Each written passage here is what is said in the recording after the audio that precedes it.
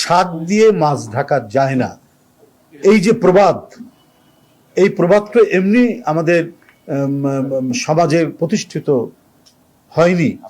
এটা প্রতিষ্ঠিত হয়েছে যে এই ধরনের ঘটনাগুলো সমাজে প্রায় ঘটে, যে নিজে একটা কাজ করার পরও সেটাকে নানাভাবে ঢাকার চেষ্টা করা হয়, কিন্তু সত্য সত্যই থাকে, বেরিয়ে আসে, তাকে মিথ্যা দিয়ে ঢাকা যায় না, আর মিথ্যাকে সত্য বলে চালানো যায় না।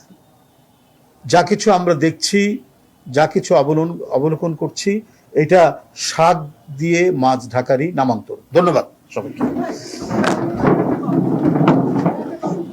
হ্যাঁ, এইটা নজরুল ভাই জানাবে। উনি একটি মানে জিনিসটা নিশ্চয়ই এটা নিয়ে কাজ হচ্ছে। আমার শুধু একটু বলতে পারি, এটা শেষ পর্যায়ে, হয়তো 2-1 দিনের মধ্যেই আপনার জানাবে।